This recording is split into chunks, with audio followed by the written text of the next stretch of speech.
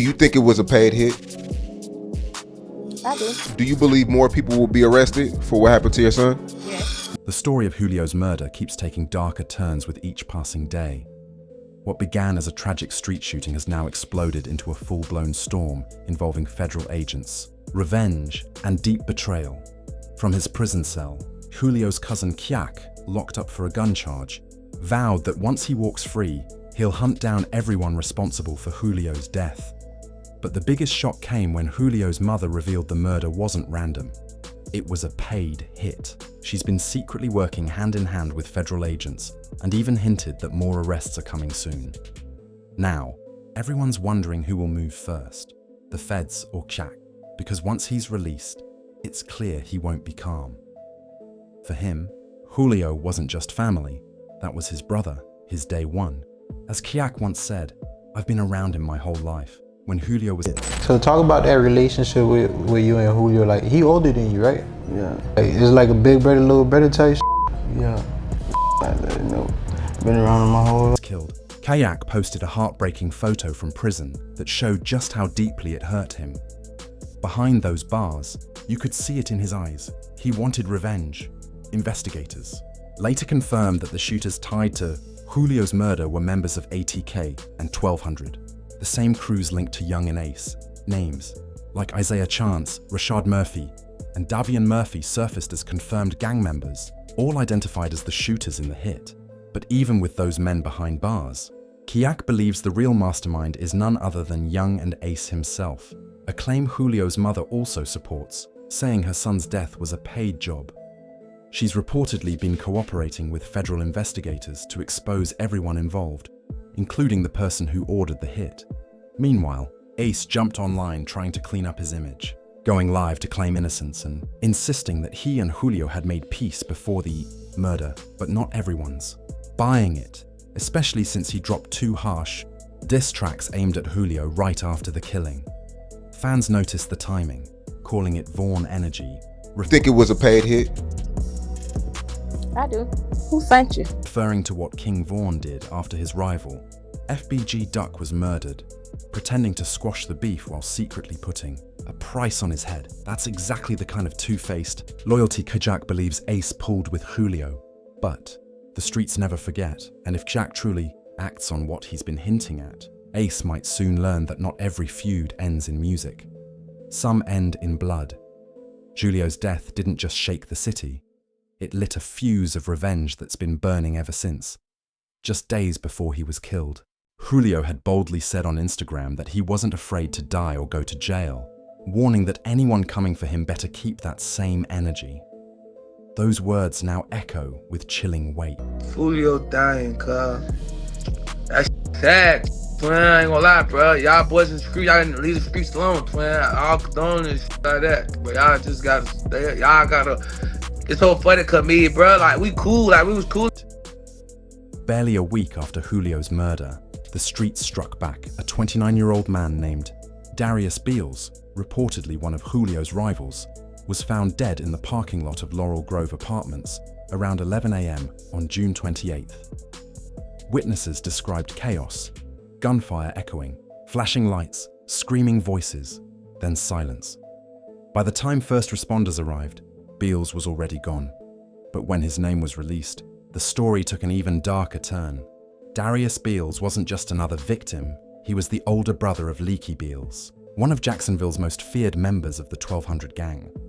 Leaky had been killed back in 2020, but not before nearly taking out Julio's girlfriend in a drive-by, which only deepened their feud. Their rivalry ran deep. It all started years earlier when Julio and 2 of his boys jumped Leaky's younger brother, Lil Papa, inside. You approach me, be ready to die. Be ready to die or go to jail. That's not your mentality, is that? That's my mentality. I'm ready to die or go to jail right now. At a Foot Locker. The fight went viral, punches flying, people screaming, until someone pulled up with a gun, forcing Julio's crew to scatter. Ironically, Julio and Lil Papa had once been close, even making music together before street politics tore them apart. But Darius wasn't the only one to fall after Julio's death. In the weeks that followed, even women started getting caught in the crossfire. One woman was ambushed in her car on Emerson Street near Spring Glen Road, shot multiple times through her arm, leg, and back. Eyewitnesses said the attackers showed no mercy, continuing to fire as she screamed for help before speeding off in a black sedan. The attack left behind shattered glass, bullet shells, and a bleeding woman fighting for her life. Now, people are realizing this war between KTA and ATK isn't just street beef anymore. My dogs, stay away from all them hoes. Yeah, drop your low. And don't it. And don't think nobody shit you up. I know for a fact somebody shit you up. It's an all-out urban battlefield pulling innocent people into the chaos. And even worse, women are reportedly being used as pawns to set up hits. Young and Ace himself once admitted during an interview that women often drop locations when gangs hunt their enemies, a statement that hit hard once police confirmed it. Investigators revealed that a female associate had lured one of Julio's close friends into revealing his location, a setup that directly led to Julio's own fatal night. But here's where things get even more shocking. Police discovered that Julio's murder was all caught on surveillance cameras, literally captured in 4K. The footage reportedly shows the killer's cars, their movements, and the moments before the ambush. That evidence could blow. Another shocking thing you mentioned in the record was Lil Papa. We got songs too. We got songs out on YouTube and shit. We got him, we fought, I beat his ass type shit. I had beat his ass in the mall and shit. Me and my little cousin Coach had beat his ass in the mall. The entire case wide open. And it's how the feds have already made several arrests tied to the murder. But even with that, the streets remain restless because everyone knows revenge doesn't stop with arrests. It only pauses until the next shot is fired. Between June 21st and 23rd, 2024, a deadly plan was set in motion, one that ended the life of Jacksonville rapper Julio Foolio. According to investigators, Isaiah Chance, Alicia Andrews, Sean Gathright, Davian Murphy, and Rashad Murphy conspired together to commit first-degree premeditated murder. This wasn't random. It was a calculated retaliation in the ongoing gang war between KTA and ATK, two of Jacksonville's most dangerous street crews. Julio, a well-known figure from KTA's 6. Thinking these girls, your friends and all that type of stuff, they try to set you up. Drove from Jacksonville to Tampa in 2 vehicles, a silver Chevy Cruze and a black Chevy Impala. Chance and his girlfriend Alicia drove the Cruze, while Sean Gathright handled the Impala, registered under his mother's name. Together, they hit the road with one deadly goal: to track down Julio and take him out. Julio, who lived fast and posted everything online, had unknowingly made himself an easy target by announcing his night plans on Instagram, saying he'd be at Teaser's Gentleman's Club and Truth 18 nightclub. That post gave the killers everything they needed: surveillance. Cameras later captured both vehicles tailing Julio's car throughout the night. Chance and Alicia were even seen, slowly, almost like it was scanning the area, signaling the black Impala to move in. And then, chaos erupted. Gunfire shattered the quiet night, multiple weapons firing at once, echoing like a war zone. Julio was struck during the ambush. His car tried to speed away, but the damage was already done. The bullets, fired from both handguns and rifles, ended his life instantly. The shooters fled the scene, believing they'd executed a perfect hit. What they didn't realize was that technology had already trapped them. Cameras from the clubs, the hotel, and nearby businesses piecing the story together. And the final piece came from their rented Airbnb. The group had booked it from June 22nd to the 24th, and the property's Ring camera captured every suspect coming and going. Footage showed Isaiah Chance casually stepping outside with a champagne glass, acting as if nothing had happened. Moments later, Davian. But detectives noticed something that instantly raised alarms. Sean began wiping down his car, carefully cleaning the handles and doors with a rag, trying to erase fingerprints or gunshot residue. He was also seen moving several bags into the garage, right beside a gold 2004 Toyota 4Runner. Moments later, he climbed into that SUV and drove off, a move that would come back to haunt him.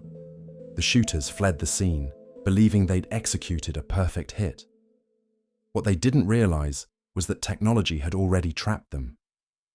Cameras from the clubs, the hotel, and nearby businesses had recorded everything. The cars, the shooters, their movements before and after the murder. Within hours, investigators began piecing the story together, and the final piece came from their rented Airbnb. The group had booked it from June 22nd to the 24th, and in high definition. Even Alicia Andrews was caught leaving the Airbnb, wearing the same outfit she had on during the night of the killing. Every move, every expression, every careless moment was recorded. Those recordings would soon expose one of Florida's most calculated and reckless gang hits in years. The footage from the Airbnb and nearby surveillance cameras became the backbone of the entire investigation. Detectives used it to build a precise timeline, matching every suspect's location before and after Julio's murder. But the trail didn't stop there, because one name led investigators straight to the rest. Authorities began tracking Sean Gathright, and what they uncovered next looked like a scene straight out of a movie. Toyota 4Runner. Moments later, he climbed into that SUV and drove off, a move that would come back to haunt him. But the investigation didn't stop there. As detectives dug deeper, they discovered that the Julio Foolio case had ties stretching far beyond Jacksonville. Phone records, financial transactions, and social media messages revealed a tangled network of connections, linking local gang members to out-of-state figures with major influence in the rap world. Federal agents began coordinating with multiple departments, launching a multi-state task force to track the flow of money and weapons connected to the hit. What they uncovered was disturbing. Payments traced through cryptocurrency wallets, burner phones purchased across state lines, and coded conversations hinting at higher-level involvement. For the first time, investigators believed Julio's death wasn't just street revenge. It might have been orchestrated to send a message, and that message had echoed through Florida's underground music scene like a warning shot. Meanwhile, tensions inside the Jacksonville jail were growing. Sean, Isaiah, and Alicia were being worked to piece together the digital evidence. Surveillance footage, location pings, and text logs were layered to reconstruct the days leading up to the hit. Every frame, every call, every message told a story, and together, they painted a chilling picture of how deeply the streets and the studio were intertwined. By now, the case had grown too large to contain. News outlets across the country picked up the story, dubbing it the Jacksonville War. And even now, as the city waits for justice, one haunting question remains. Who ordered the hit, and how many more will fall before the truth finally comes out? As weeks passed, Jacksonville seemed to hold its breath. Detectives stayed silent,